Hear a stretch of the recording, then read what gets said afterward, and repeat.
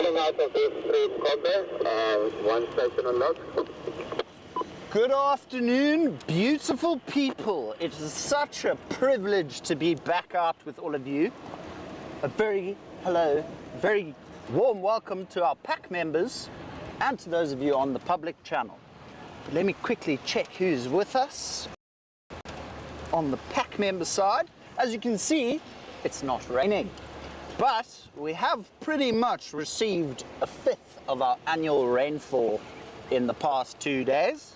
So it's been bucketing down, been stranded in my tent at night, even sometimes in the morning, but that's okay, it's nature, it's beautiful. We needed the rain. Mamba Dam has water in it now, Poole Dam has water in it now, but apparently a few of the roads are quite damaged now after the rain, which makes sense, but because it was such heavy rains in such a short amount of time, definitely also filled up the water table, that's for sure. But let's see who's with us. Afternoon, Christine, Brian, Barbara, Mary, Rosemary, Carol, Betty, Christine, Elsa, Mom. Hello everybody. I hope you're all doing phenomenally well. Now this afternoon it may be a bit tricky because no one's been out for the past 2 days, so finding animals is going to be a stretch because we don't know any of their last positions. Tracking, I found a rhino. Look at that! That was not planned, folks, I promise you that.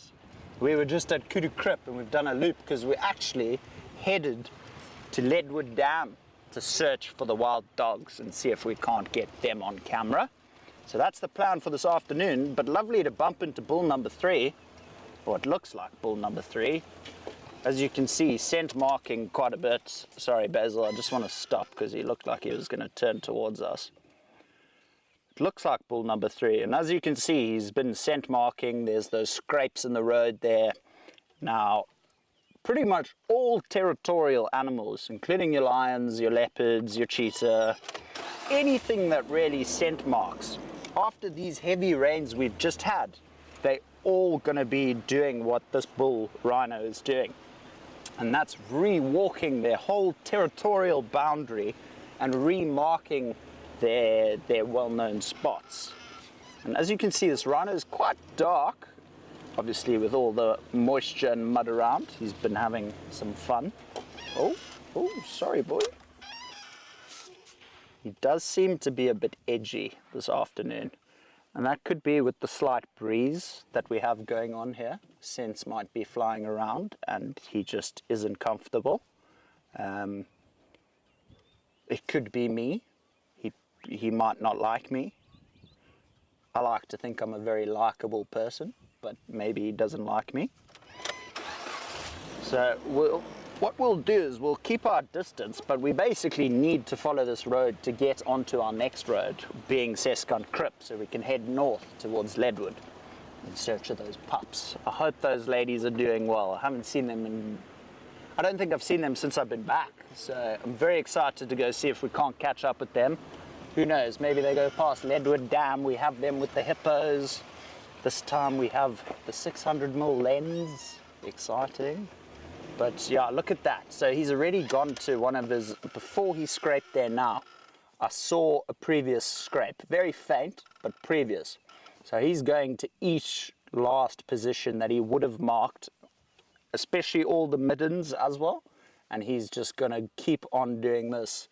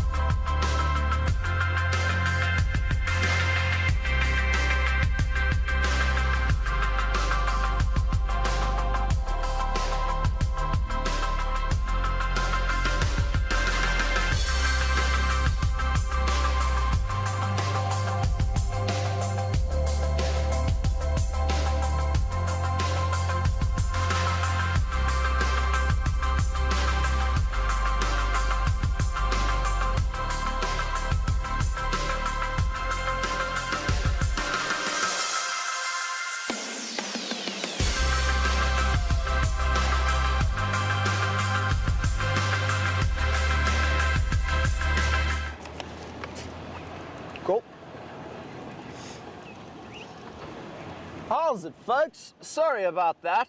I don't know what's happening. Technology. The G's are attacking. And the reason I say the G's is I've learned not to say the full name. What's there? What are you seeing? Did you see something? Coming stations, you've got some line contact calling just south of the runway towards the release of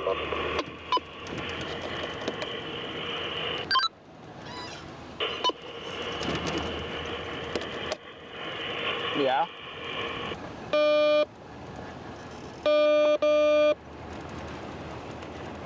Okay. So folks, I've just been informed what happened via the Bluetooths, and basically what occurred was a blackout back at camp at Hayes, causing all the LAN cables, the Ethernet, the internet to just be gone. However, it is back. Now, as you've noticed, I am not with said rhino anymore. He went off into the bush, but he did not re-emerge out onto the road. But he went into very thick stuff, so I wasn't going to go off-roading. We're not allowed to off-road at the moment because the roads are so bad. So just to try and preserve as much of the reserve as possible, we won't be doing any off-roading today. But what we will be doing is heading straight to Leadwood to look for the dogs. And then on our way back, we might swing past the airstrip. Apparently Philip has just had contact calling to the southern end of the airstrip towards Kudu-Krip side. But we were just at Kudu-Krip and we didn't see anything, we didn't see tracks, we didn't see... I'm just listening to this update, sorry folks. Heading towards Rietspruit and lines were contact calling south of the runway towards the release area. Okay, copy that. How many Leadwood stations are? 3. I hope you can all hear me perfectly, see me perfectly, and enjoy the drive perfectly now. Hopefully all those that shall be not named shenanigans have stopped now, especially considering we're going further north away from Hayes, so further from the internets as well.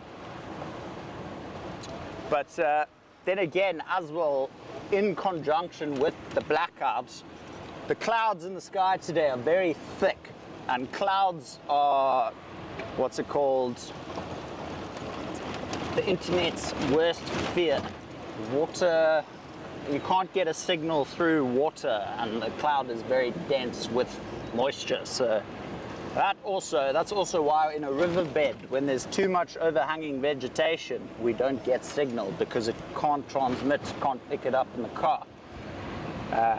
So that's one of the constant things we have to battle with out here in terms of the internet point of view. But I mean, if you think about it, how many places can you go to that have pretty much perfect internet in the middle of the bush, in the middle of nowhere, in the sticks?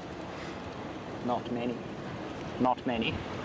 But I'm very excited to go see if we can't find these dogs. I really hope they're doing okay. Very sad about our male wild dog though, which is unfortunate. Now, I'm just stopped here real quick, folks. There's a trap camera we set up a while back that I just want to pick up real quick before I forget to do it. And I will keep you updated on what's on it, if there's anything at all, because the last camera I went through had 300 clips of grass. Not my favorite thing to go through. 300 clips of grass, and you have to watch them through because you never know, something could pop up at the last second, like it's happened before. Death.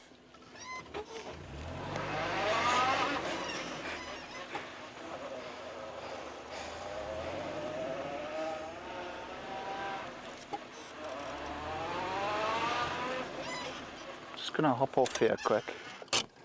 Smells like it's coming from this side. Next thing, a leopard bloody charges me out of the bush.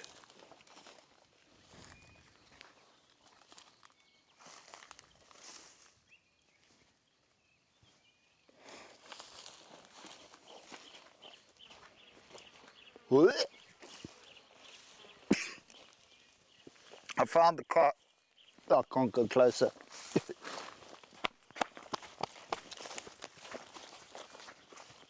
Oh.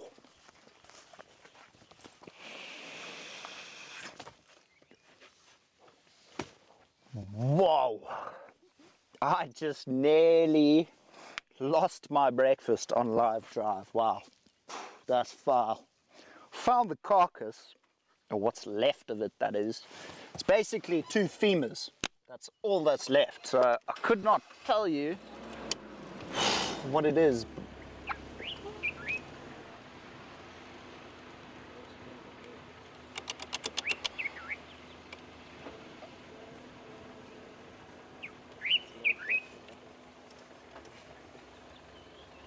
So over it, bro.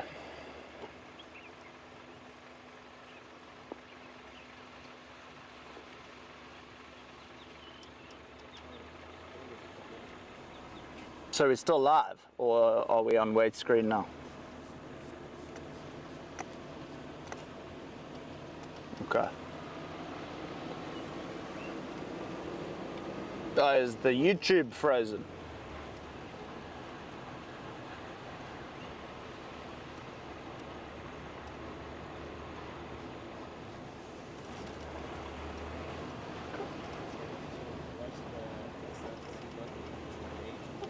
I think VM knows what to do. But yeah, I don't know if we're live, I don't know if we're not live, I don't know if people can hear me.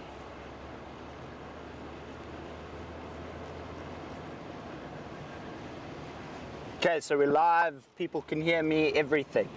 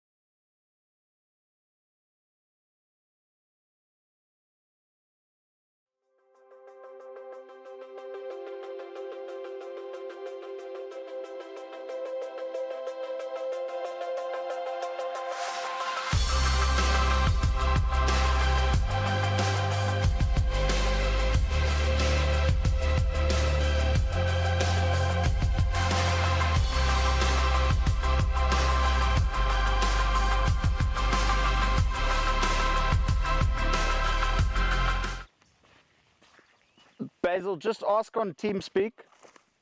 Oh, fuck. Oh, sorry about that, folks. Technology at its finest. I do apologize profusely. I don't know why things are going pear-shaped. It's not making me very happy, I'll tell you that. So I do apologize. I'm sure it's just as frustrating from your side.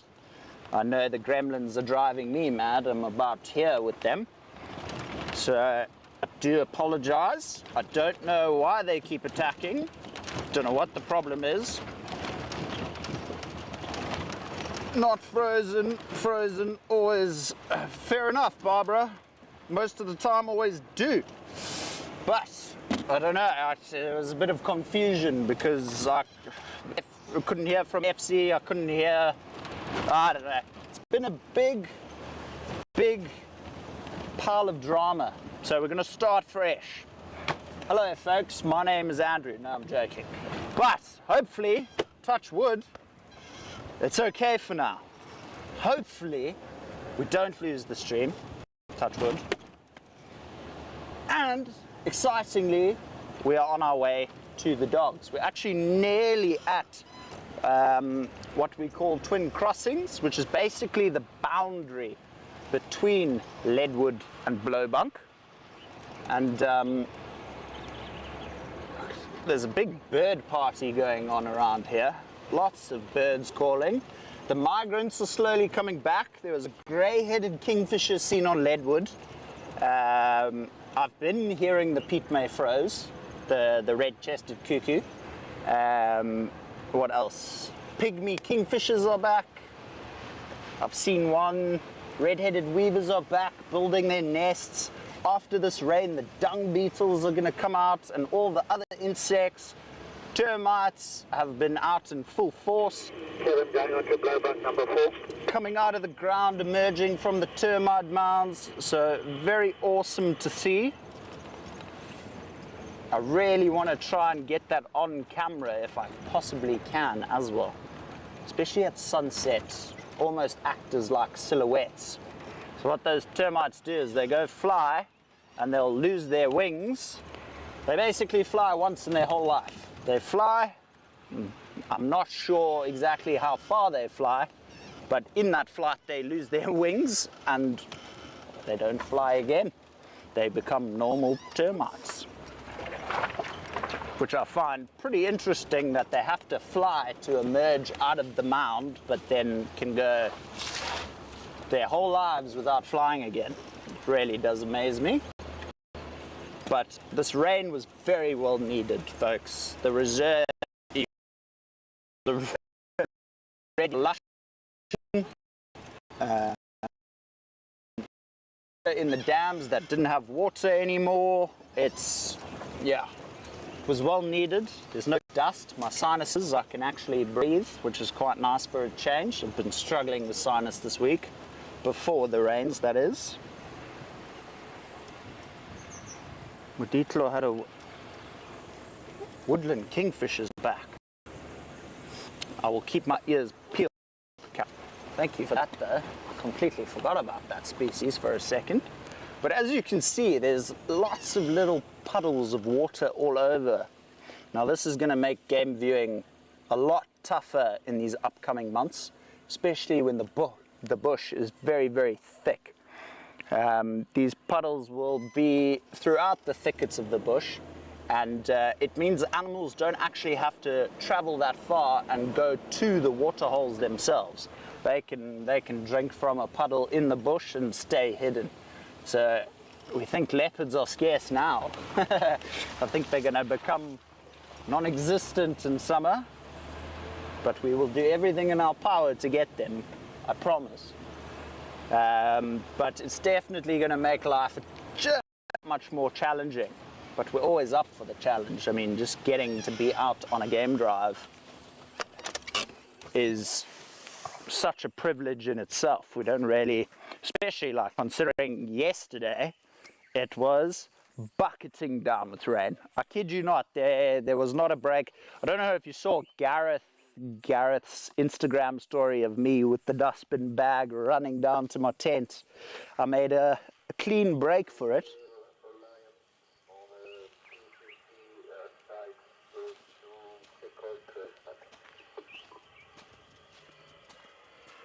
Near what? 10 minutes away. Like to respond. Alright. Yeah, moving north. So they have just called in lions, folks, but it seems to be the BCC lions. So I won't be responding to that. I hope you can understand that, because they're all the way back towards Hayes. And we are now at the boundary between this and Leadwood. And one thing that the rain has made challenging is these big puddles in the road. You do not fly through them. Whatever you do, I know it's fun. Everyone thinks, oh, let's go through the biggest puddle. Let's... Please don't do that. So what happens is when the rain downpours like this and creates these big puddles in the road, what tends to follow the water? Amphibians and reptiles. So there's an abundance of baby terrapins that can be hiding in those puddles, and if you fly through, you're just going to crush them. So it's always important.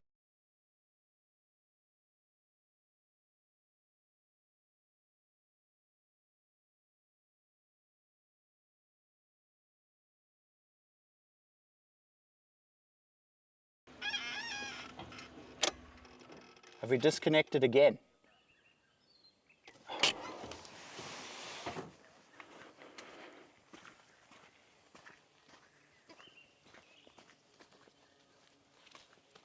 just having a look to see if there is any movement in the water.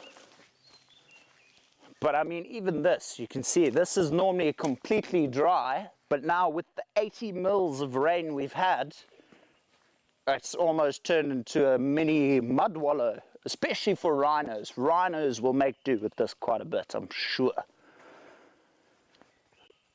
I'm not seeing any movement. I'm not seeing any noses poking up through the water. So I think it's safe to say there's no terrapins in here. But even though I would say I'm confident there's terrapins in there, I still would not fly through that.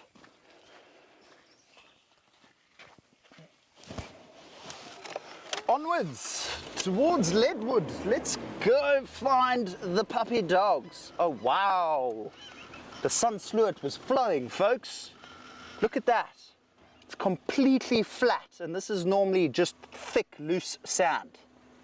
Must have been flowing yesterday or the day before. Incredible.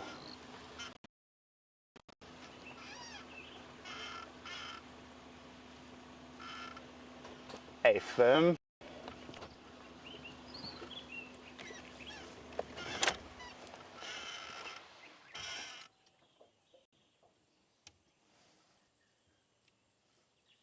Pete may throw in the distance.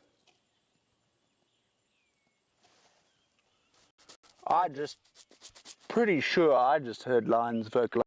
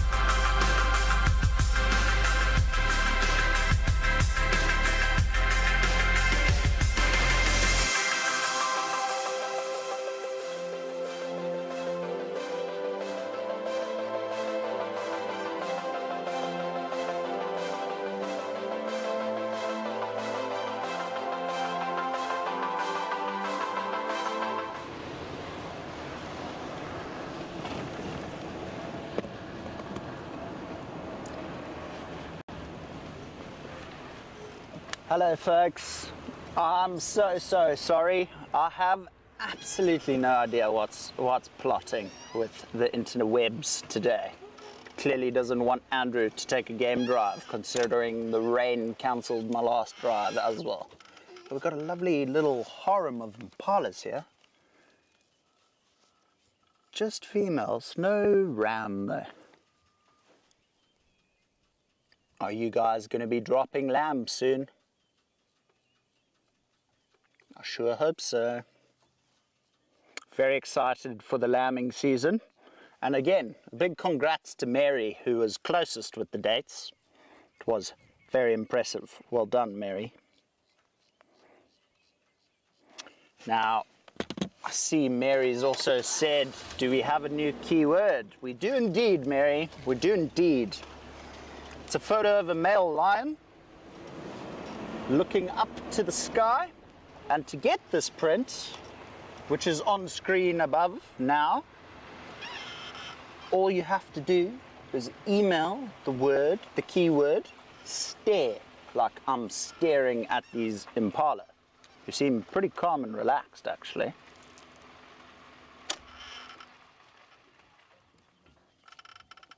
I mean, not the most skittish. They're definitely not comfortable with us, but they're definitely not terrified of us either. These ones don't look too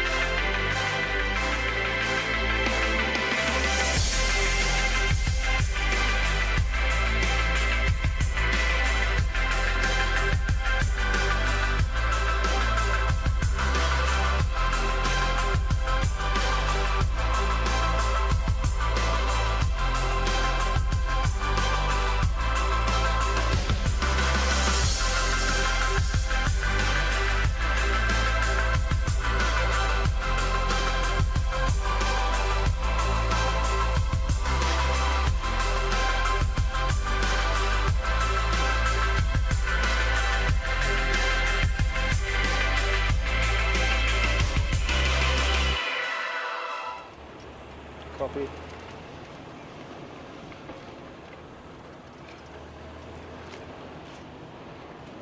I don't know what to say. I'm lost for words, folks. I'm lost for words. But have no fear. Andrew Darling is still very dear.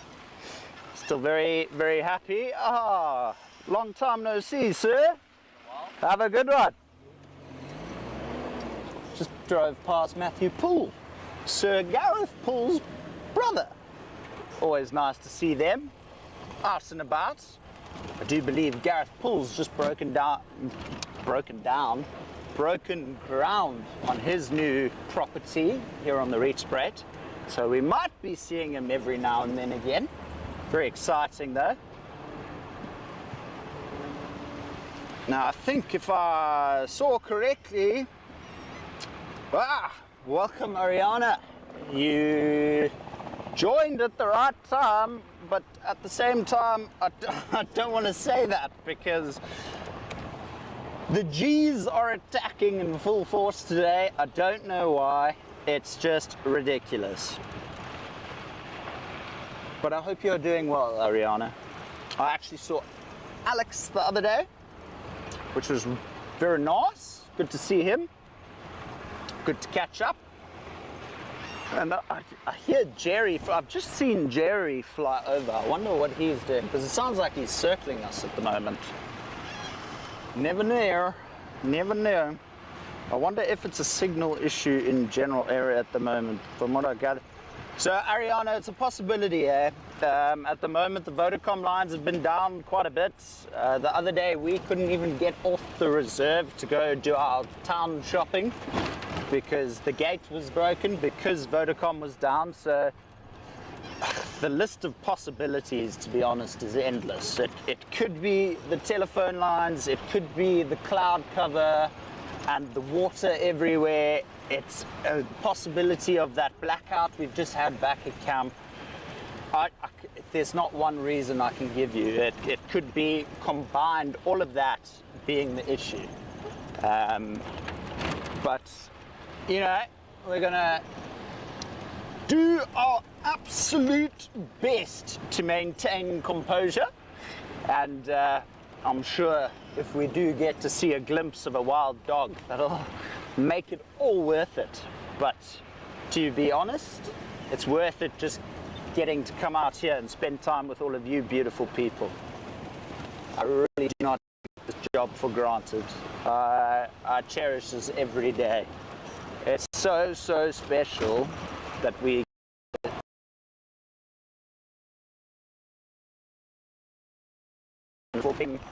and just be in the presence of nature. Like, I feel like modern man has kind of forgotten all of what nature is truly about. You know, a lot of people don't go camping anymore because it's not air conditioned and Wi-Fi'd and all of that. So, hello, just driving past a homeowner. So I feel like modern man has, by modern man I mean modern male and females, have just forgotten about how wonderful nature truly is and the experiences you can have out in nature, not just by yourself, with close, great company. It's always the best when you go to the bush with 3 or 4 of your best friends for a week and just have the time of your lives. I don't think I've ever regretted one trip to the bush with my friends. Not one regret. So like I said, just always a privilege, and especially on a day like today where there's consistent cloud cover, threatening rain, but it's been dry for pretty much since midday this morning. So even more of a reason to get out there, you know. But we should be coming up to Leadwood Dam shortly. The junction is just around the corner there.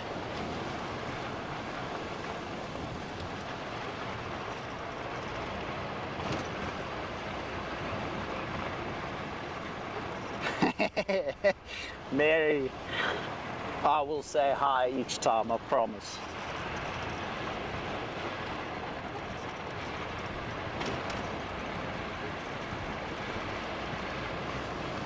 I don't know what got deleted, but I'm not even sure how I did it. Ariana, I wouldn't know how to delete a comment on YouTube, to be totally honest. That far exceeds my expertise of technology. I know how to search for a video on YouTube, that's about it. That's Basil's department. That's your department, eh? Sure, there's water all over. I'm just seeing consistent little puddles everywhere.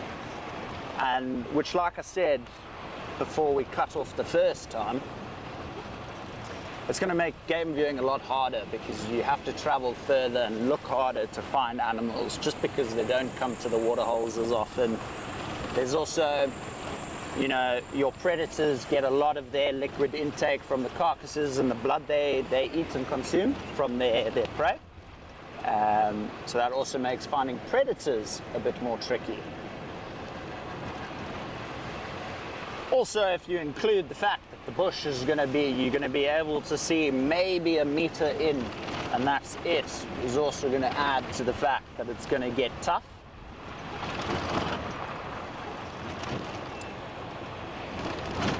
But such a beautiful evening, such a lovely temperature out here, folks. I'm not sure what it is exactly, but if I had to guess, I'd say 20, 21 degrees Celsius. I'm not exactly sure what that is in Fahrenheit. I think maybe it's 80 degrees Fahrenheit. I'm not sure. I'm not going to lie to you and say I know, because I don't really. But these dogs have been hanging around on this fence line for quite some time. They seem to enjoy this northern fence line of Blowbunk. Blowbunk, Leadwood. Did you say 23?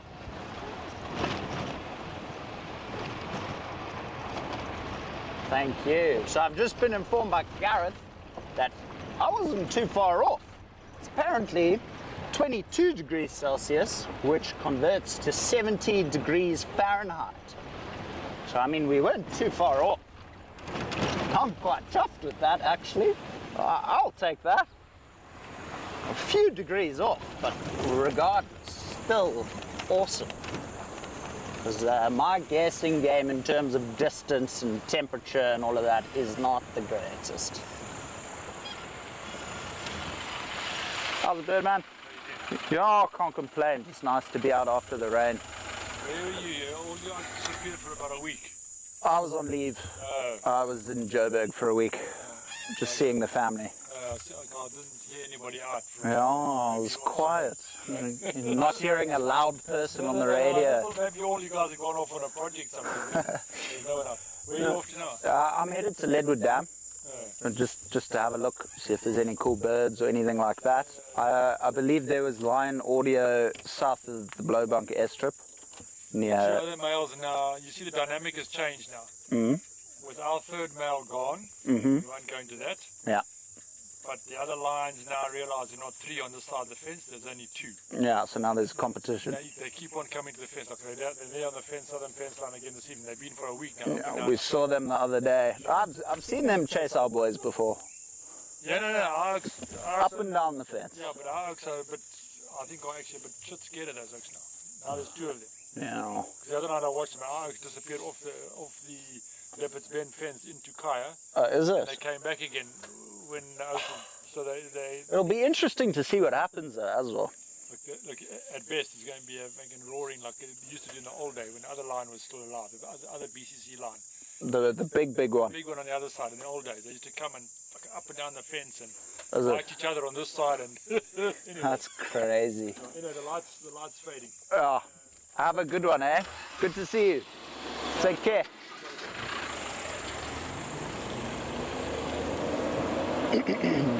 Sorry about that, folks. Just catching up with one of the homeowners on the reserve.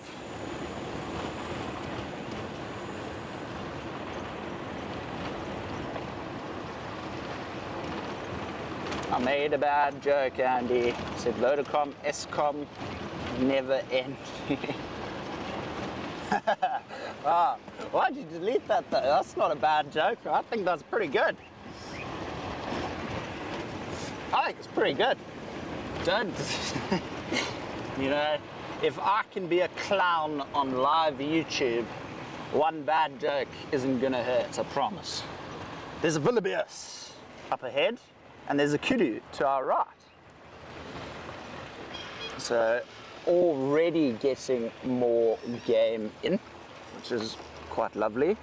Seems to be quite a nice herd of wildebeest as well coming up the road. And there's two lovely kudu bulls here. 3, folks, 3. And it's not every day we get to see a kudu bull. Still quite young bulls. Don't really have the 3 twills as of yet. But definitely close to being the big boys they're going to be one day. I can hear some oxpeckers in the background, so they must be hitching a ride on some of these kudu and some of the wildebeest maybe. And the zebra. There's, oh my hat. Sorry kudu, I've seen something. I've seen something phenomenal. Absolutely exquisite. It's actually just a bundle of cuteness, to be totally honest. It's a baby zebra. I found one. It's just up ahead here. Sneak by as softly as I can, but look at this. 2, 4, 6, 7 wildebeest, 5 zebra, 4 kudu, all just hanging about. Quite a young wildebeest here, next to the car. But look at what's there. Look at that, folks. Oh my days. It's suckling. Oh, we're gonna try and sneak up here.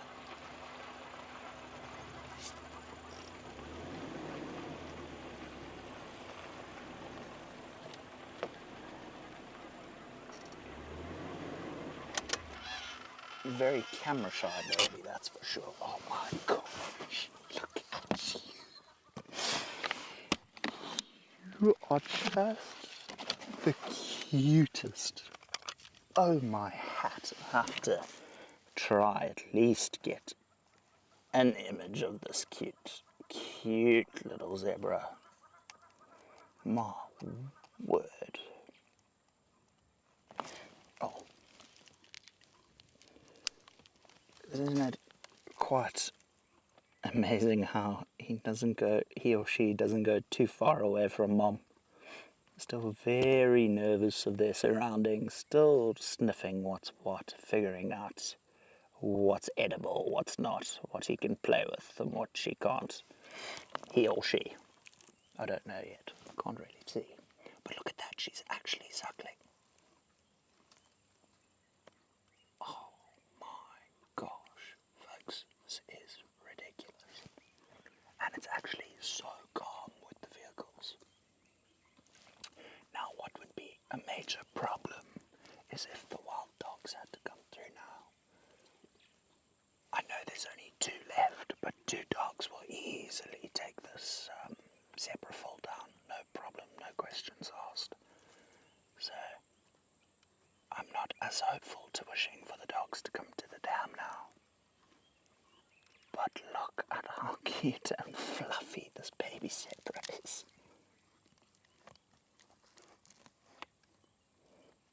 That is honestly ridiculous. That definitely made all the problems worth it, folks. Oh, there you go again, trying to suckle. Mom's not very interested though.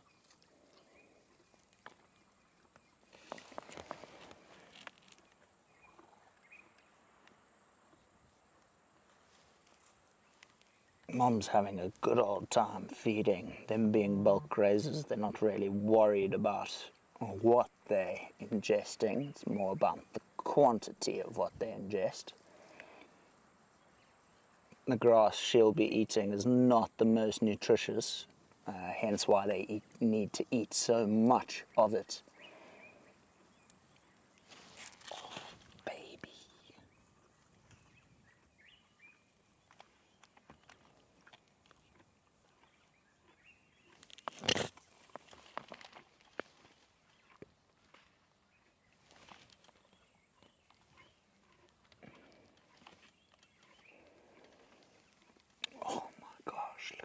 straying away from Mum, being very brave.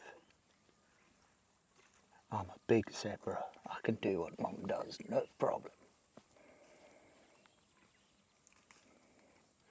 Mum's got some thick stripes on her neck as well. I mean, look at the thickness of those last two stripes on the neck before it reaches the body. Those are rather thick stripes for a zebra. I mean, then again, they're all unique and all different, but I don't know, that just stands out for me. Oh, that's ridiculous. Baby zebra, come on. Does it get better than that? It might. I don't know. We'll see.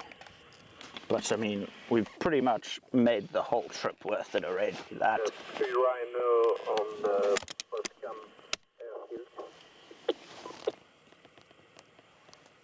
That's just ridiculous, eh?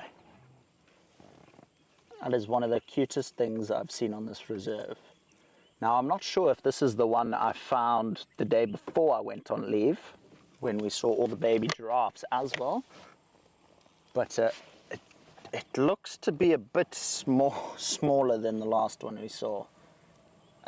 There's a high possibility it's probably the same one as well. I can't say for sure, but, you know, having such a small...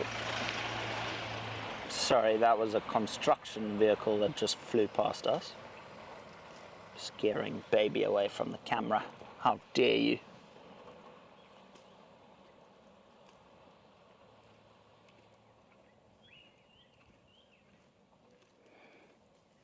Please send the jokes through, Ariana. There's no shame here. We are all one big family. We are all one big pack. There is no shame, I promise. Oh, baby. Oh my gosh, I could stay here forever.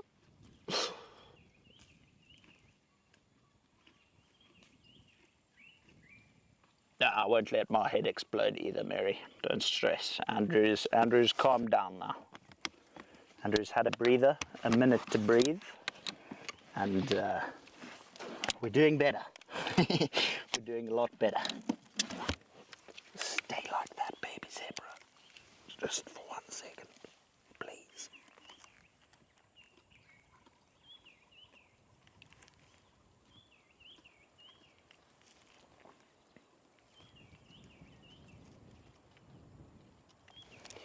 That is just incredible.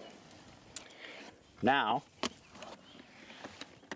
because they are bulk grazers and they eat so much, which is why they always look fat, but they actually aren't fat. The reason their stomachs are so big is they've got so much gas in them that it's actually quite funny. Whenever they run, you just hear it's the funniest thing ever. It's also like when a black rhino runs away, it also tends to just let a little one out. And they need that strong stomach contents to break down the amount of food they eat, hence why they end up being so gassy all the time.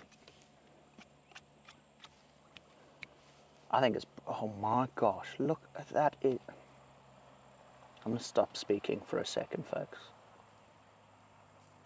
Just take this in. How often do you get to see this? Bear in mind there is just a vehicle coming past us, so if Basil flips the camera, I apologize.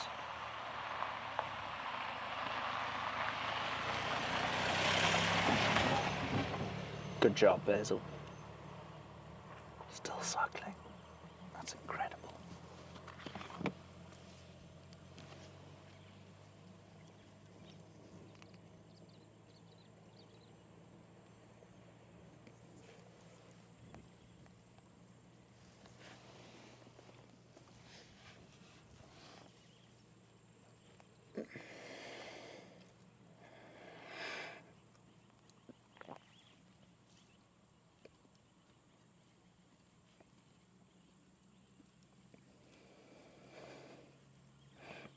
Thirsty baby zebra.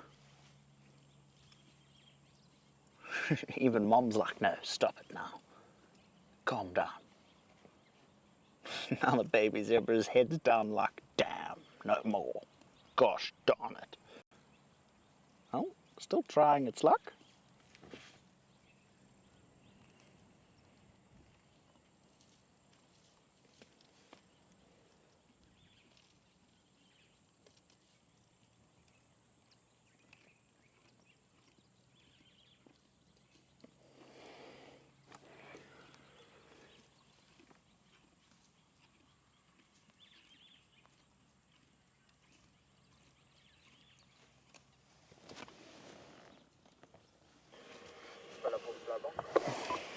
Alrighty folks, with constant vehicle traffic and these zebras being so calm with the amount of vehicles that have just gone past, I'm pretty sure they'll be here when we come back, because we need to come back this way as well.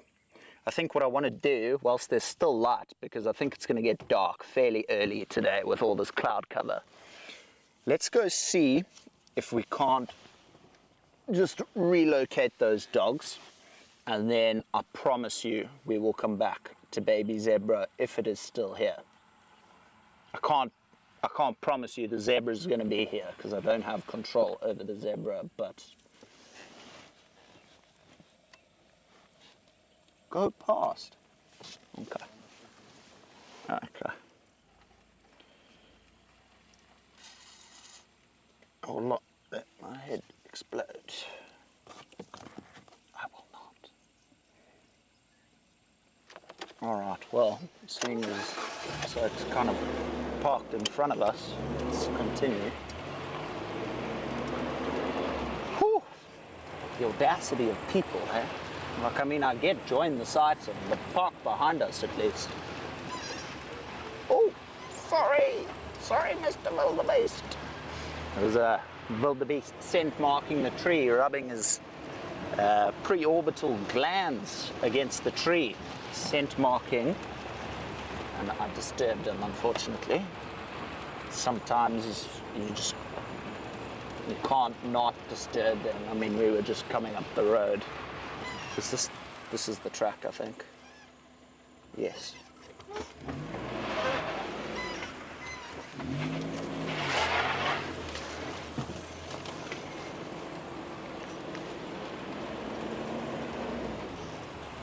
Now, it is still quite, it's not green here yet, but it is still quite thick, so we just need to pay constant attention to the underbrush so we don't drive past these dogs. I nearly drove past them the last time I went down this road, so I don't want a repeat of last time.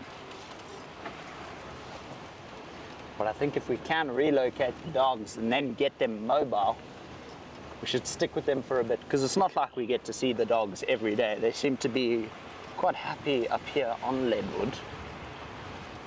But you know me, it's like when I get a chance to see the cheetah brothers, I'll always go do it, because I know they're on Kaya half the time, or majority of the time. So, I mean, back when I started at Painted Dog, you could pretty much rely on the cheetahs to be on the southern fence line corner airstrip and go search for them, pretty much find them. And that was for like my first 3 months. And then I don't know what happened. The lion dynamics switched or something changed, and they just started spending more time on Kaya. So whenever I do get to see them, I will try and make an effort if the opportunity is available. But you can see up to our left here, the sky is looking a bit ominous, or directly above us now, should I say. So let's all cross our fingers and hope the rain stays at bay, because I don't have a rain jacket with me, which was a very silly thing to not bring on a game drive when you can see there's clouds threatening. Oh, look at that, Basil. Oh, you. Not you, Basil. I'm talking to the bird now. Oh my gosh, folks. Another migrant I've just seen now. Southern white-crowned shrike. Awesome to see them back. They've got such a really unique, distinct call. But I'm not going to do it because I can't. I'm not a southern white-crowned shrike. But if I see another one, I'll definitely ask Basil to try and get that on camera. That one just flew away as I stopped the vehicle. And I have a very, very important question for the pack members. Are we liking the beard? Are we not liking the beard? I'm not sure about it at the moment, to be totally honest. I did mess up shaving a bit. I shaved a bit too far forward. But what you gonna do? Eh? Just gotta live with it until it grows out. But I thought we'd try the beard.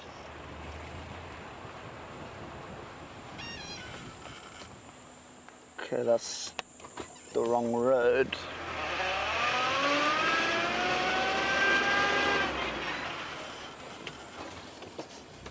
We need to go down here.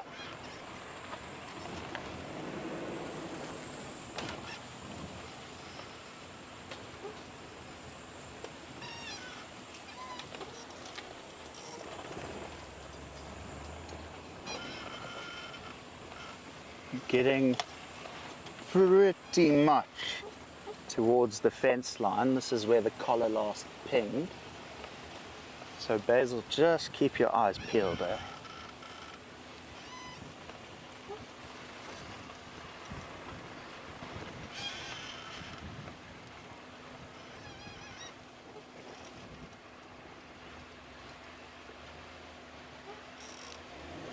One day I will, Ariana. One day. Pet zebra. Epic. Epic. Name him, I don't know what I'd name him. I've named an Impala in camp Jeffrey, because he's always eating from our jackalberry, our small jackalberry tree outside the kitchen. So I've just named him Jeffrey. Please tell me I didn't take the wrong road again. No, I didn't. We did a thing. We're on the right road. Fabulous. Thank you, Elsa. Thank you, Carol. I just wanted people's opinion, you know? Like, I mean, I always over-critique myself, so it's nice to hear what other people think. Because oftentimes we judge ourselves a lot harder than other people judge us, so worth a crack. But now the dogs have pinged just to the north of us here, so they could actually be on the fence line or at the junction. I also just heard another southern white-crowned shrike.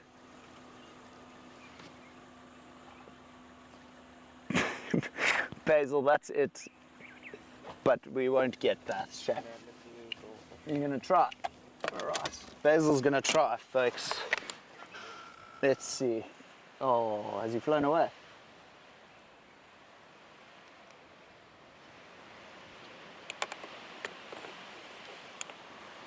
Yeah, I think he's flown away. Oh well, we'll try again next time I see one. Oh, I can't get over that baby zebra suckling there. Shane, you good? Okay. That baby zebra was adorable. Oh my gosh.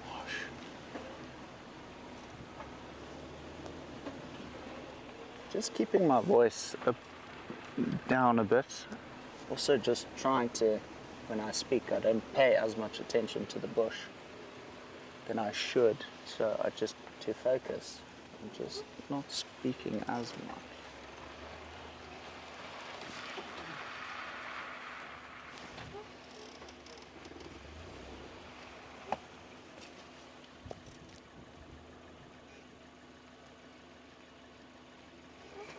Okay, so apparently they're just down here, a couple of 100 meters.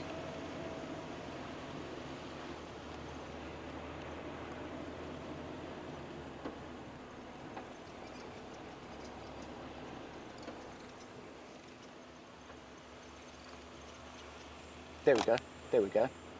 Got the dogs. Hello, you beautiful, beautiful ladies. Where's gonna be a nice gap for you, Basil? I think just further up here. Right in. Go back.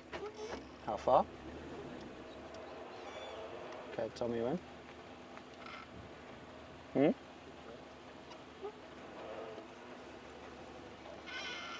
Stop here. Isn't that just lovely? Mission accomplished. Although they look rather flat.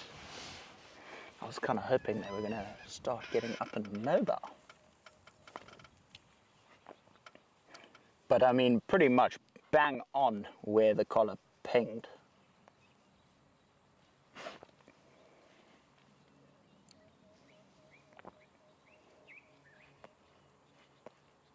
So I think what we'll do is we'll sit with them and enjoy them for a bit, and then I'll call them in, because I don't want to call them in and have 40 stations just respond at once now, because I know everyone's struggling for sightings, everyone's racing to those lions that got called in. So let's just enjoy this for a couple of minutes before the swarm.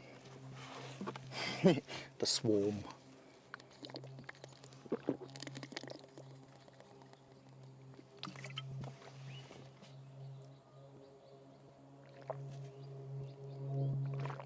There's a plane flying about above us. I wonder if the blowbunk owners are flying in as we speak. Sorry, I don't know what that was. My throat just made a very funny sound. Pretending to be a platana, a frog species. Rabbit. Shame, they almost, I don't know if anyone agrees, they almost look upset. Well, that one agreed, to say the least. Bless you, silly puppy dog. Come to the fence, beautifuls. Oh, those coats are just magnificent, eh? Absolutely just so iconic. The African painted dog, or wild dog. One of our co-founders' favorite animals, hence the logo.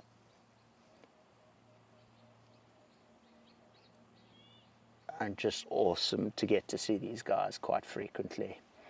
I don't know if I've ever mentioned this, but before I started at Painted Dog, I'd never seen a wild dog in the wild. And then Brent took me and Jana to Orpen in the Kruger to go with Grant Beverly and take the, what's that thing called? The telemetry. And we went and found a pack of, I think it was 15 dogs and 10 pups. The pups weren't pups, they were half the size of these dogs. So still quite small, still awesome to see. And that was the first time I ever saw wild dogs in the wild. And since then, we've been seeing quite a few. Also very fortunate enough to have bonded dogs twice. Actually been part of rubbing them together once as well, which was very special. I'll never forget that day. That was amazing.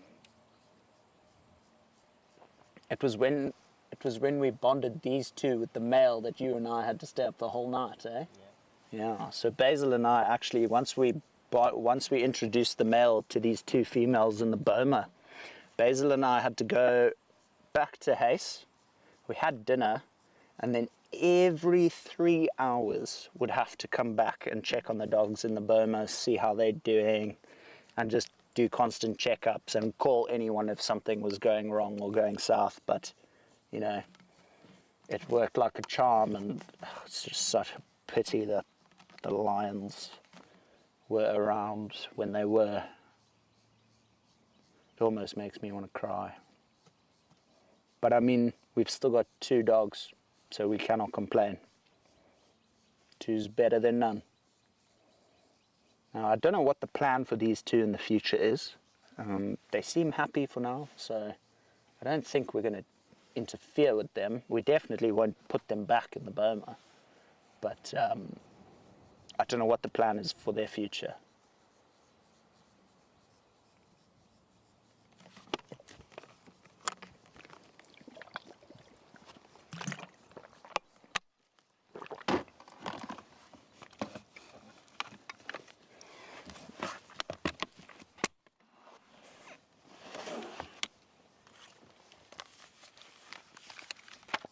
actually read something the other day about wild dogs. I just can't remember what it exactly was, but I actually have my book here with me.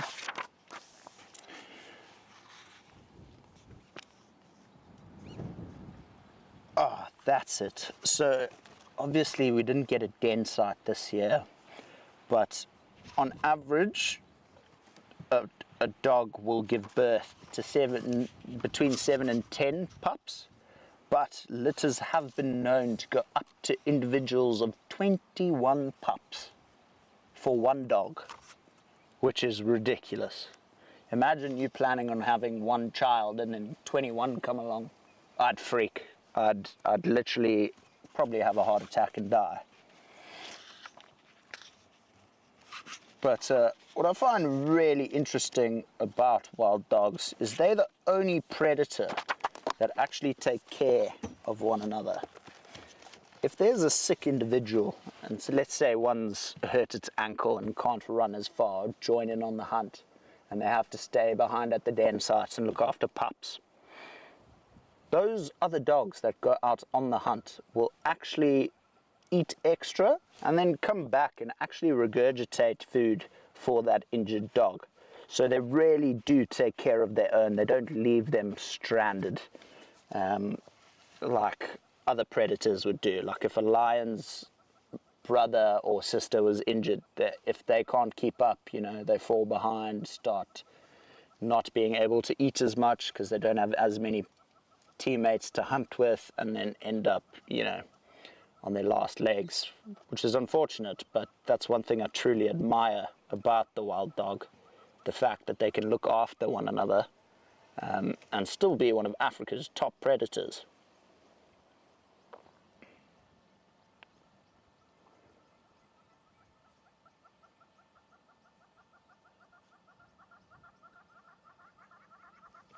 Who knows, Betty? Who knows? I mean, that would be lovely if they did, but I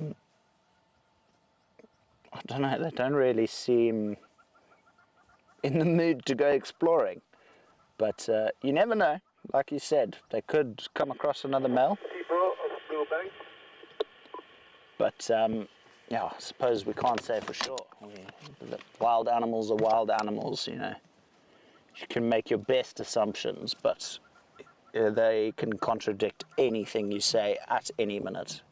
Like, I mean, you can read all the books and say all the facts, and then, like, if I had to tell you a fact, I'm not going to do it now, but like if I had to tell you, oh, elephants can eat up to so many kilos of food a day, and then you take a bunch of guests out on game drive and follow elephants for that whole morning game drive, and they've eaten maybe one tree, your guests look at you and go, are you okay? That wasn't 150 kilos of food. So, you know, animals have a way of contradicting guides quite a bit. Always makes the drive interesting though, because your guests look at you and you look at your guests like, I'm trying over here, folks, I'm trying. Sometimes they just don't want to work with me. They didn't sign the contract, you know. They weren't paid in advance.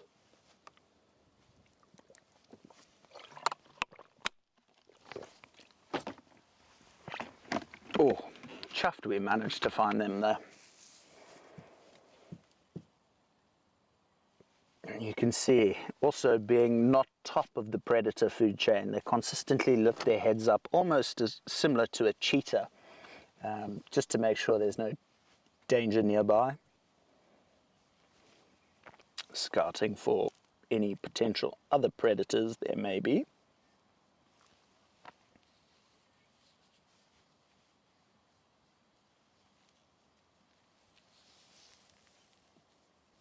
But they look fairly comfortable this afternoon. I don't even think they're going to head to Leadwood Dam.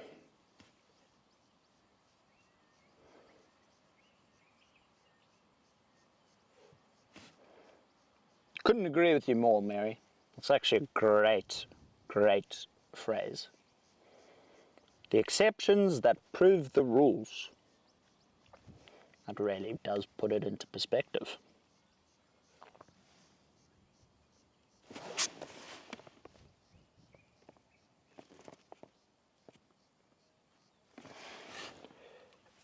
Forgive me, folks. I'm just going to disconnect my earpiece quick. I just want to listen to what the sound of a grey-headed kingfisher sounds again. I'm pretty sure I remember it. I think I actually hear one calling. That's the only reason I'm having a bit of a major freak out at the moment. Specials, my list. Grey-headed.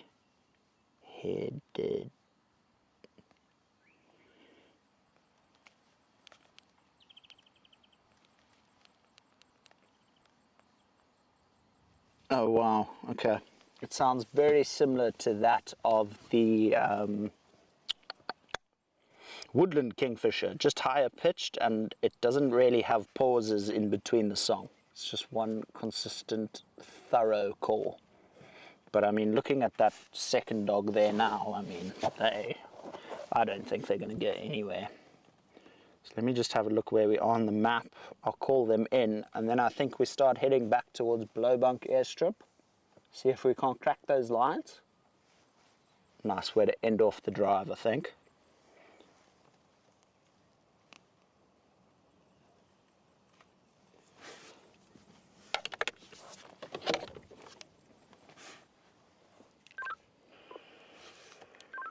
Stations have got 2 wild dogs 200 meters west of Silo's link track on the northern fence line of Leadwood, leaving it an open lock.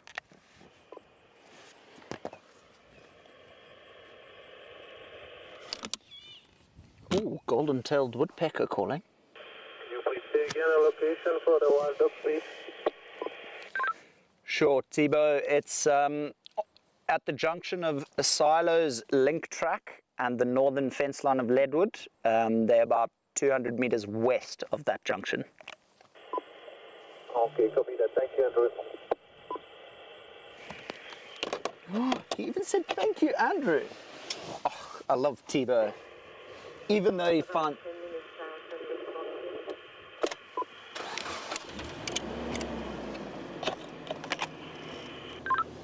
Thibaut for Andrew.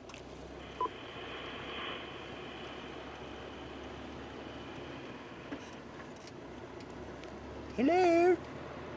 Anybody home? Hello? Oh, camera back on me. Awkward talking to the radio. I was just trying to tell Thibaut that the dogs are flat, so he doesn't have to fly to get here. Now I just need to figure out how to get back onto Leadwood Drive. But it turns out we are headed straight for the gate. Now the only reason I'm going along the fence line, folks, is because that road we took, I'm not 100% sure if it was a main road or a 2-track. And I don't want to get into trouble. So we're just gonna play it safe, play it cool, play it easy, and just go the sensible but bumpy route back to the gate. And then we shall make our way towards the airstrip. Let's see if Philip is still there with the lions.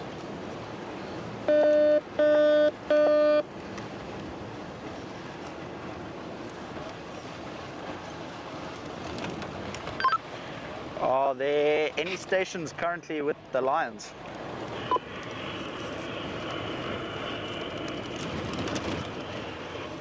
Any line parking has been on the other side of the fence, so there's 2 more lines I think down just south of the drainage line coming out of the sequence up, but I haven't heard of any others. Okay, thanks Kevin, copy that. Well, it turns out they haven't seen lions on our side of the reserve. People are giving not so useful updates, folks. Apparently, those lions were seen on the other side of the fence line. So it turns out all the lions that have been called in this morning are apparently the same ones. Even though I for sure heard someone calling lions south of the Blowbunk airstrip. Did you hear that? Even Basil, my lovely cameraman, heard that. But who knows, maybe we bump into the baby zebra again. Or my bye-bye and cub, they could be on Leadwood. I actually haven't seen them since I've been back, have I? I don't know. Have I seen my bye-bye and cub? No, that's right. I saw them on my last drive before I went.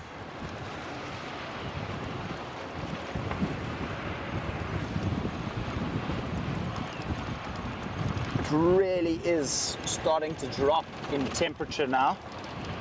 Really starting to cool down quite a bit.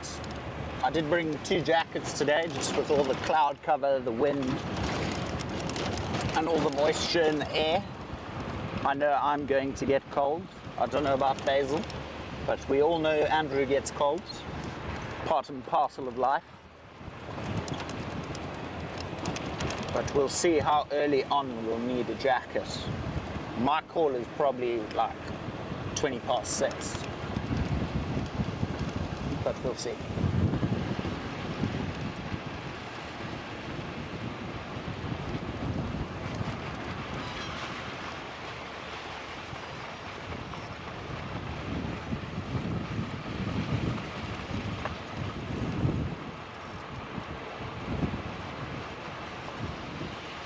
Carol, indeed, we're going to do a little pit stop here at Leadwood Dam.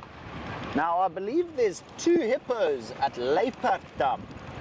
So, I don't know if the bull is still here. Maybe he's slowly headed that way as well. But let's check it out. Let's have a pit stop. We can also look at the lovely sunset that's happening just in front of us. My word, that be beautiful. Oh, Carol's definitely risen. To say the least, it's definitely risen. Look at that. Even Mamba Dam has water now. How amazing. 2 days of rain and now there be life. All the beetles have started coming out. I think that's going to be our best view of the sunset. Tell me when, Basil. I'm just going to hop off so I don't have to break my neck in Basil's shot like I normally do. I'm a bit stiff from gym this morning. The neck is quite sore. Oh, that was a very nice click. Did you hear that, Basil? I keep forgetting these mics are so sensitive. Perks of the new mics.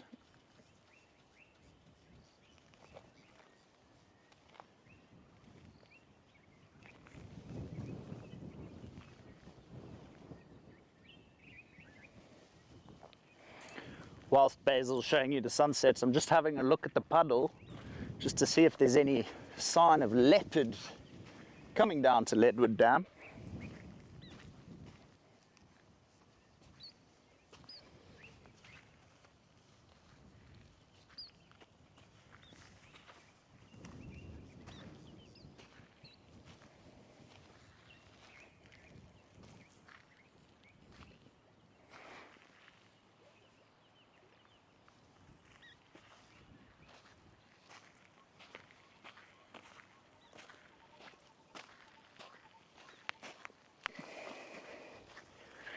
There's not many tracks around or near the dam.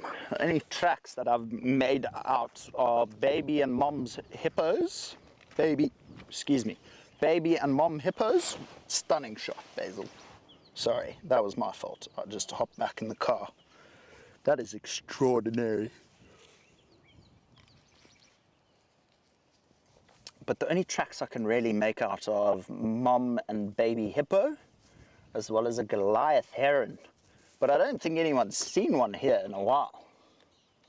But those tracks look too big to be a grey heron, that's for sure. They're bigger than my hand, or about the size of my hand, but they're like this. It's like the triangle, 1, 2, and the long toe in the middle. So I'm not 100, it could just be a huge grey heron, but just the girth of the toes and the length of the toes, I'm gonna go with Goliath heron. But like I said, I don't know if anyone's seen one here, so I could be horribly wrong. But look at the water level, it's risen quite a bit since the rains. I'm not seeing Mr. Bull Hippo though. Maybe he has gone after the missus and the baby.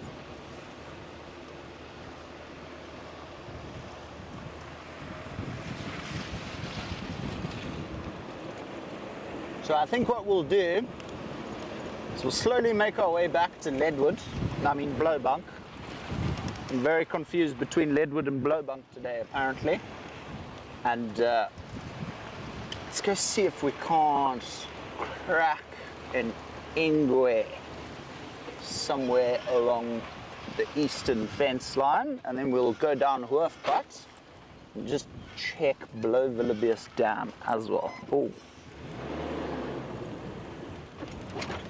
Oh, that was a solid bump.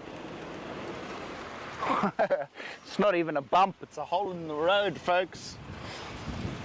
At least Basil is still on board. I think what I'm going to buy Basil for Christmas is a harness device that he can clip himself in. So even if the car spins out of control, he stays on the chair no matter what. How does that sound? I need one personally. I've fallen off a car. I got flung off a cruiser. I need one probably more than Basil does, to be totally honest. I'll buy you a bottle of brandy. But if anyone wants to sponsor a harness, all ears. Can you imagine? You just check this cameraman just like strapped in like the astronauts have the double seat belts, and then you just filming, car does this, and then you just see your cameraman fly out, but he's still attached. Can't go anywhere. I mean, it sounds a bit overboard, but I mean, I don't particularly want to fall off another cruiser. It wasn't fun the first time. Got one or two more Impalas, some rams feeding.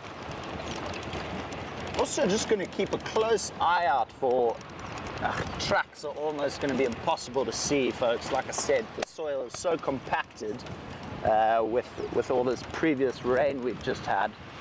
But just keep an eye out and see if we can't just spot a cheetah head poking up somewhere in the underbrush.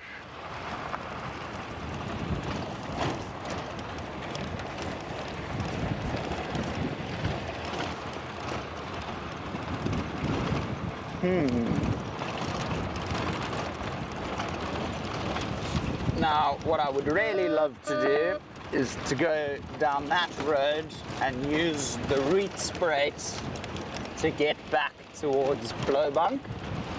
But considering the first section of drive, I'm not going to. I hope you can understand that.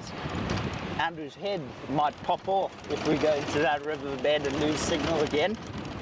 So I think we're just gonna, whilst we've been having solid luck, I think we're gonna just stick to the roads. I actually don't even know if you're allowed driving the riverbed at the moment, so it's probably wise to stay out of there as well.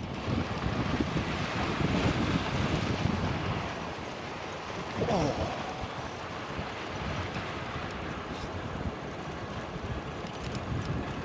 Still yet to see a European bee-eater. I hear them all the time, still haven't seen one. I've seen them flying far, but I haven't seen one perched. Still waiting for the European rollers. Still waiting for the Southern Carmine bee-eaters, but that will be more towards end of December, early Jan, end of Jan. But I'm really hoping they come. Favorite bee-eater species. That's just a stick. I thought it was a schnack. But, oh, I say this every time we're on Leadwood. I really do love just the abundance of life on Leadwood. I'm still not sure as to the reason. I think the biggest reason is it's just a bit more open. Animals can see a bit further, they feel a bit safer. I'm sure there's other reasons as well. Consistent water source, lots of evergreen trees here in the Rietspruit. So, you know, I can see why it's a hot spot for all the plains game. Who knows, we might even bump into jackal pups on the way home, folks. Jackal pups. Can you imagine that? I've never seen a jackal pup. I don't even know what they look like. I'm assuming a very baby fluff ball of a jackal. But I literally have never seen a jackal pup. So that would be very cool. That'd be very, very cool, actually. That would be a first time for me.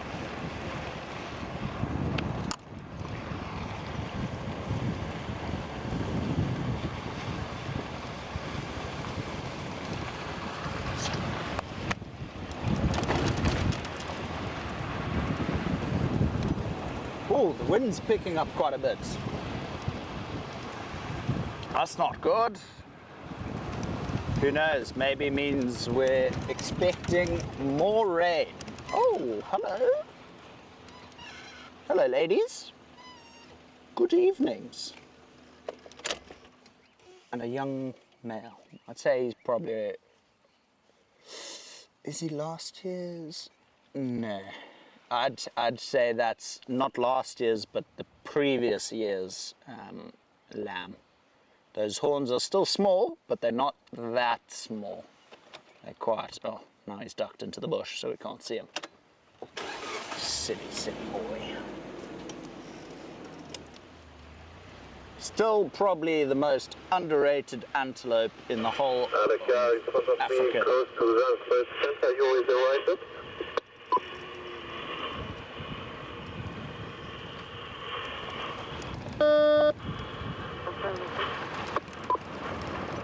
I'm approaching.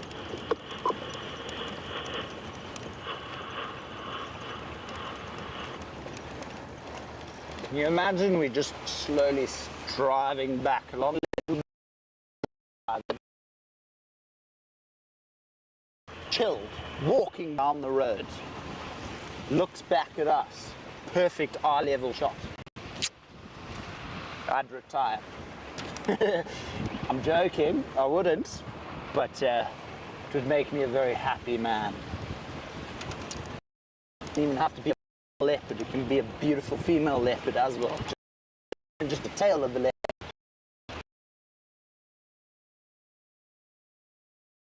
Sighting was so quick, I literally just saw the back legs and the tail dart into the bush after I'd spooked the Impala it was trying to hunt.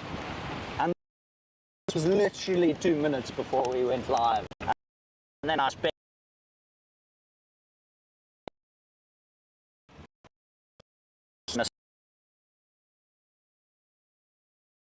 yeah, I had no luck. I'm still yet to track and find a leopard, I know, but we're working on it. I mean, now tracking is pretty much impossible. It's not impossible, like, I'm sure that the like proper level 3 like trackers that have done with tracking with Colin Patrick might be able to track. I can't see tracks right now, but this is why I want to further study track and sign. I want to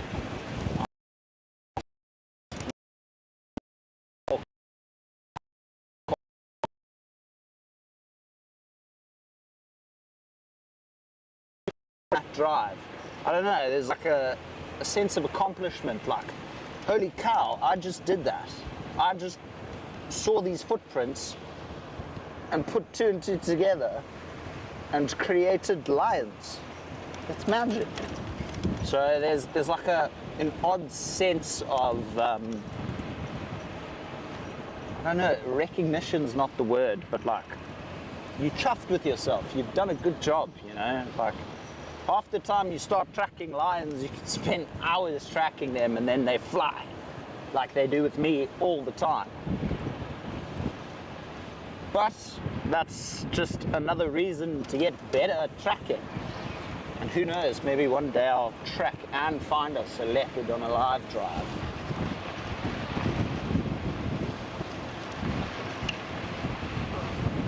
Come join us. The sun's been up for a couple of hours and it's now made. Mary, I won't be in Colorado anytime soon. I will probably die. I literally will probably die. I will get hypothermia. My fingers will fall off because they go white.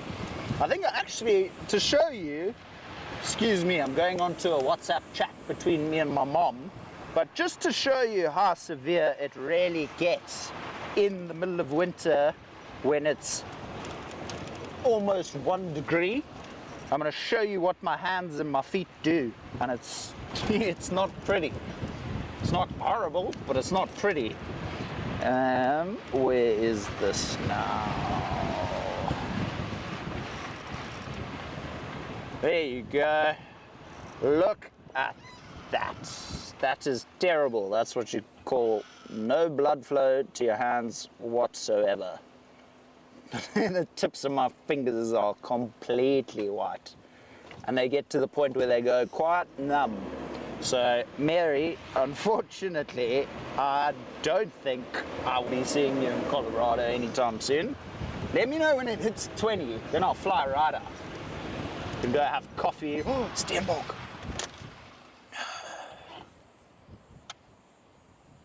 Oh, there we go. He stopped for us. What's wrong? Isn't it?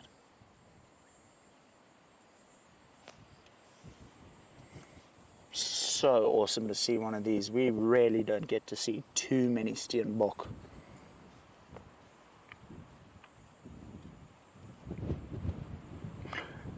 Carol, if you want, I can send you a photo of Mamba Dam. It'll probably only be tomorrow because by the time we get home it'll be dark, but I can send you one tomorrow morning if you want.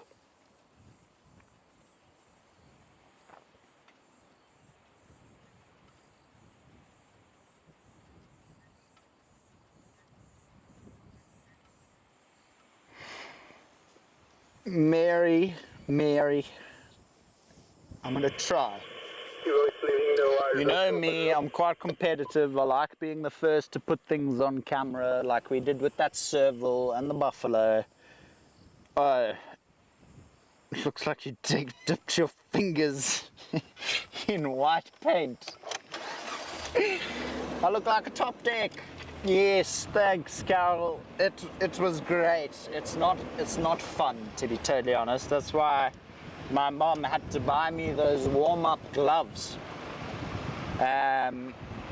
So it's not great, but we've kind of learned to live with it. But that's the only reason you see me wearing a ski mask and 6 jackets, a beanie, a scarf, 3 layers of gloves, 2 pairs of socks, 2 pairs of pants. So, you know, it gets quite... Which way do we want to go?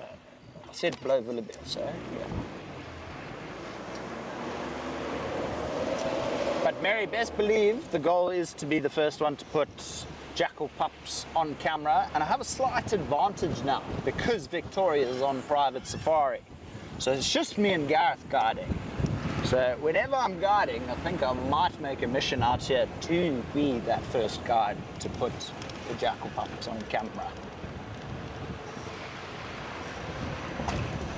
Now, speaking of being the first to put a serval on live camera, when was it? It wasn't yesterday, it was Tuesday, eh? Yeah. Tuesday evening, Basil and myself went out just to get footage for the bank, to fill up the footage with the FS7. And we were driving, and then eventually the weather started getting quite miserable. So I was like, Basil, it's time to go. We're going. No, it wasn't. It was the other. So basically, we finished, we wrapped up, and then we're coming down Blowbank airstrip, folks. And when I say I thought I saw a darker, I was like, okay, it's a Daker, I'm actually not going to stop. and then it dipped its head like this, and I actually saw the ears, and the ears were like quite huge, but quite cupped as well. And then I get the torch out, the torch onto it, and I'm like, there's no ways I'm looking at what I'm looking at right now. There stood an adult serval, standing dead still, and me, I was fumbling with the torch and this stupid wrist cast thing and my camera to try and get a photo. By the time I actually got the camera on it, it had gone. But Basil, the legend, managed to get its bum walking off into the distance. So regardless, we've got proof, and that is now my third serval on Rietspruit. I've only seen 3 in the year and a half I've been here. So they are really shy, really elusive creatures, and pretty much throughout Southern Africa they are like that.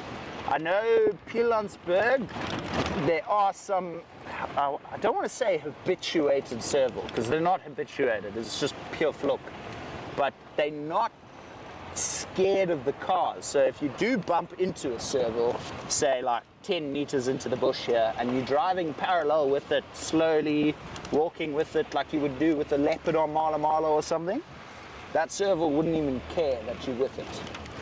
I actually, in the Pilansberg, you won't believe this, I once saw a serval so big, I actually mistook it for a young female leopard.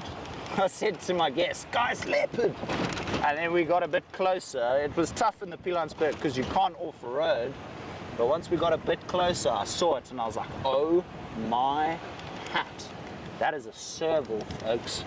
It's even more rare than the leopard in the Pilansberg, because leopard in the Pilansberg, you at least get to see 1 to 2 a week. It's no mala, but I mean, I'll take 2 leopards a week. I mean, look at what we get here, 1 every 6 months. So it was a good time, but I absolutely thought it was a leopard and it was a serval. So I was very embarrassed with those guests. But they were chilled about it. They gave me a lot of banter, but like friendly joking, like, oh, come on, man, how couldn't you tell that's a serval? Like, just friendly banter, you know, jokes. But I'm curious to see how much water is in Lowveld of South Dam, folks. I don't think anyone's gone past Lowveld of South in a while.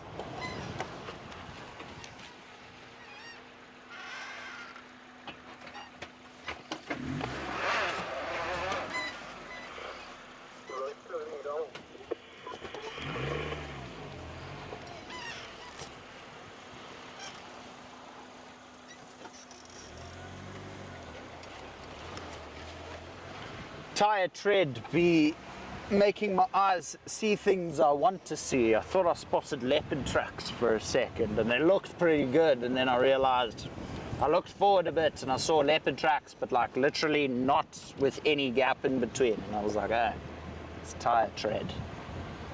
See, it's like one of those moments that happened with guests, and then they're like, oh, you sure you're a guide? Sure am.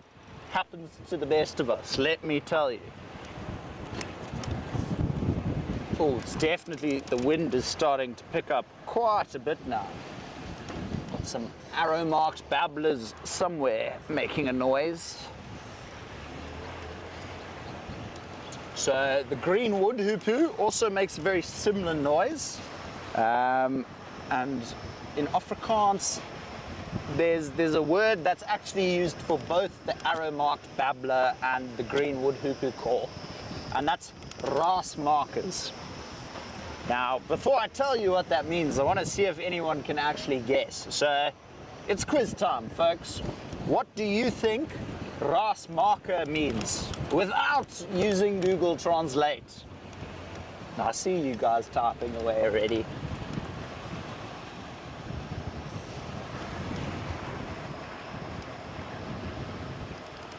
It's like that episode of Friends when Joey wears all Chandler's clothes when Andrew's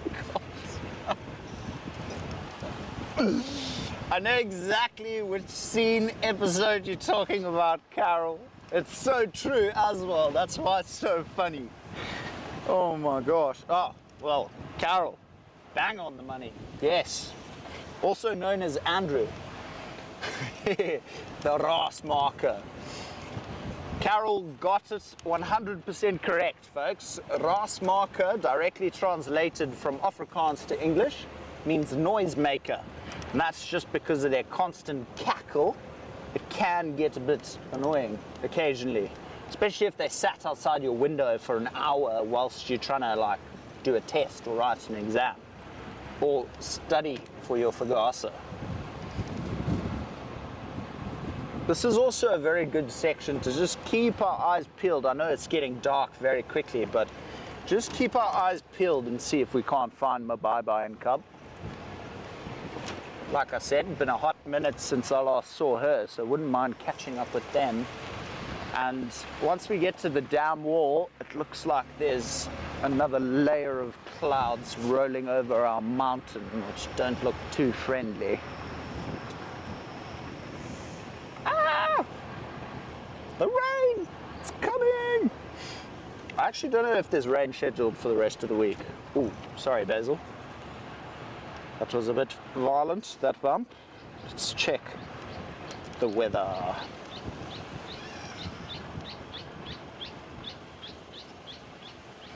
So it says Thursday is cloudy-ish, Friday's cloudy, Saturday's cloudy, Sunday's cloudy, and then next Tuesday is when the rain starts again. So maybe I'm over-analyzing those clouds quite a bit, but once you see them, you might agree with me. They don't look friendly, to say the least. Oh, I see water. It looks quite promising as well. It looks quite full.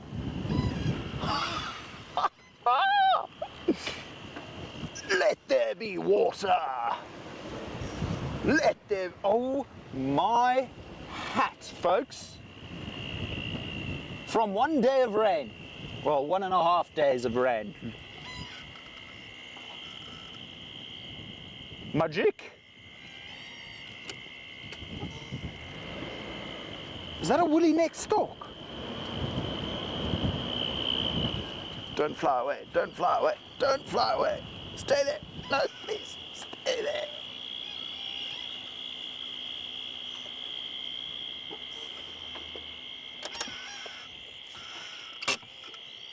How gorgeous is that shot? Basil, you legend. Look at you go. I'm gonna have to pull my camera out and get that as... Oh! It heard my lens cap pop off. Literally had the lens cap pop off and he was like, ha! Fat chance, good luck. Thanks for trying, come again next week. I will be back for you, you woolly neck stork. Awesome to see. I don't know if anyone hasn't ticked that. What is that, Basil? On the... That looks too big to be a hammerkorp. It could be a hammerkorp. Ah, Egyptian goose.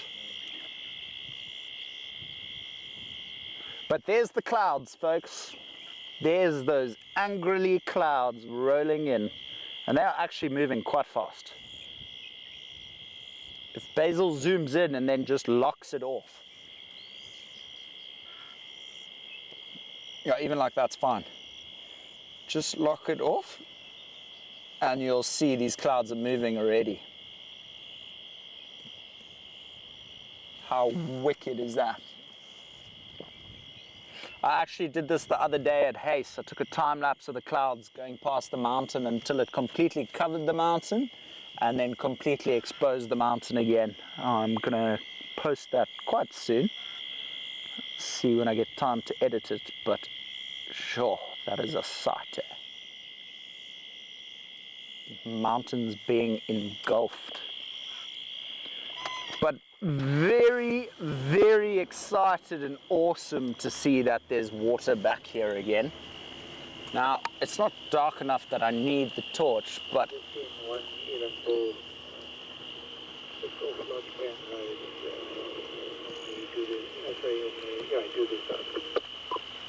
Just want to see if I don't get eye shine.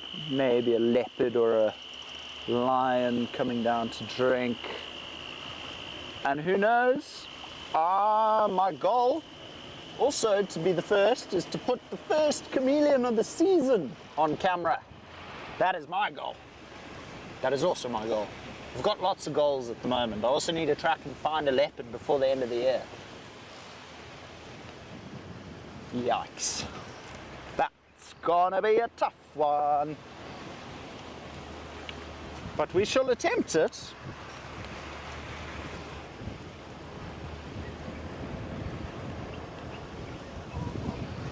It is cool enough now that our nocturnal creatures like your porcupine, honey badger, genet, civet will slowly be popping out.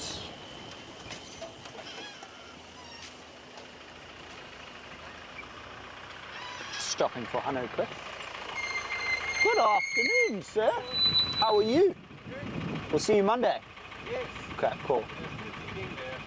Are they on the airstrip still? Yes, I brought them back towards the sea. Oh, fabulous. Is there anyone there? No. Do you think they're going to be there still? Yes. Okay. They should be, because they just started again. Fabulous. Going slowly, they should be fine. 100%. They're just nervous. 100%. Thanks, Hanno. I'll see you Monday.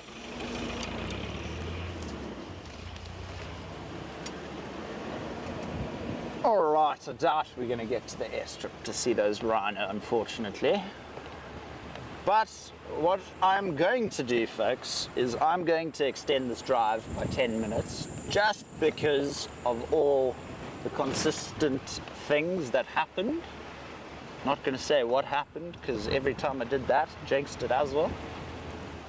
So I think what we'll do is we'll get to Spoersnares Junction where it meets with Renorster and Hoofpad, and then I think from there we'll call it, but just go a bit slower in this section because there's a water source there. You never know, you might have predators coming through. We have no idea at all where the lions are, so that will be tricky as well. Now we know where the BCC lions are.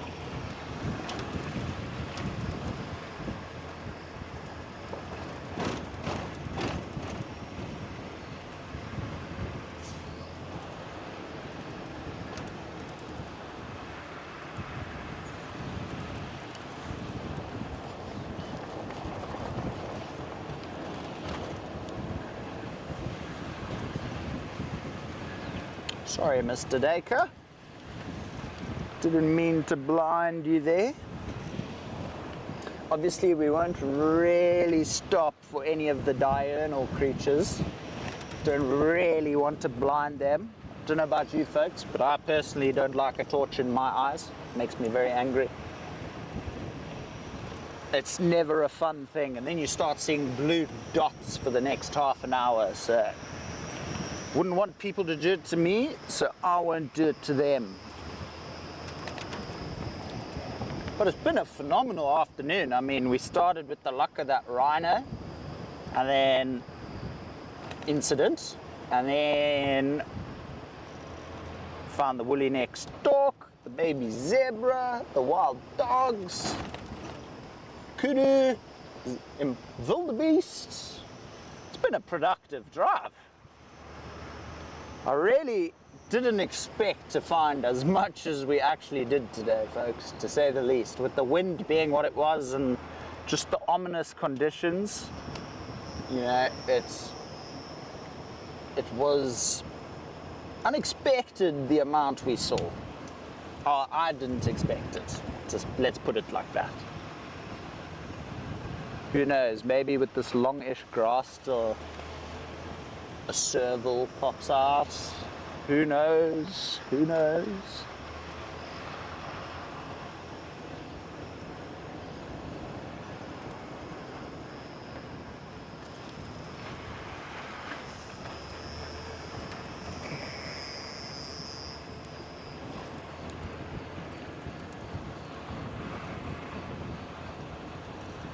Now it's really starting to cool down. Really getting a bit chilly now, actually. I'm still okay. I'm trying to climatize to this weather. That's what Gareth said I must do, so I'm trying it. So I don't feel good about it. I feel cold. But apparently you get used to it, so we'll see. We'll see. If it gets too cold, I'll probably put on my jacket still. But we're okay for now.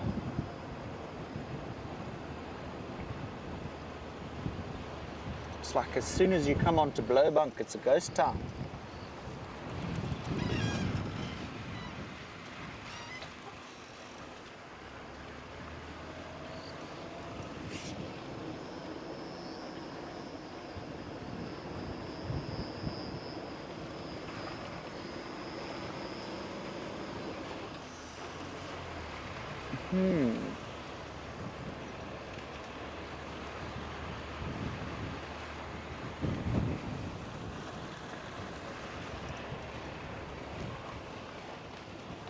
Here's some crested Franklins that aren't too happy with something.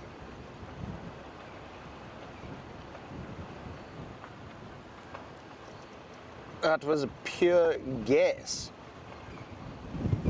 Oh, I've lost where I was. Carol, very good guess. You were bang on the money. You were bang on the money, so well done. Like rasp maker, my tree friend Eileen. I think I pronounced that right, hey Mary?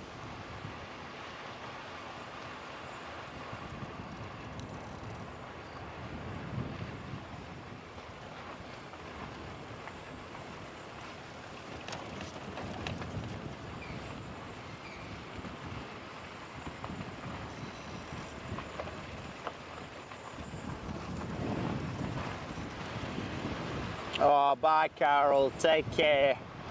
Thank you for joining. Always good to have you on board.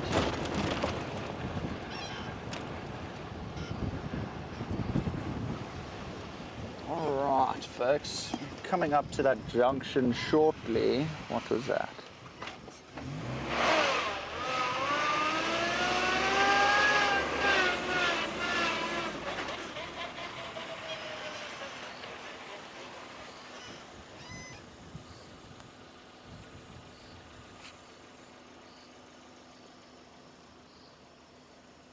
I swear I just saw eye shine in here.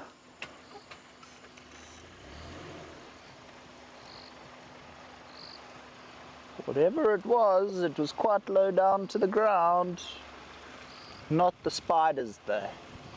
Spiders' eyes shine back as well, folks. So if you see glistening on the ground and it looks like a tiny sand pebble, it's probably just a spider. Probably a wolf spider or a trapdoor spider.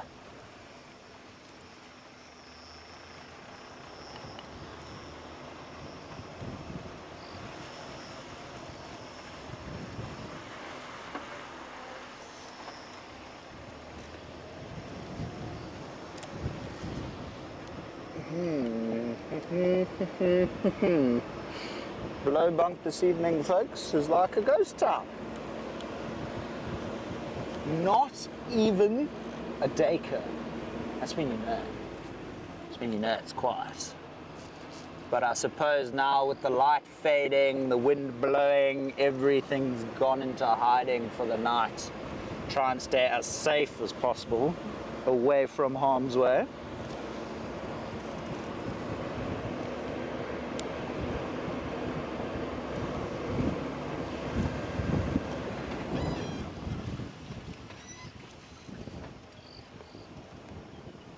Slowly through the puddle.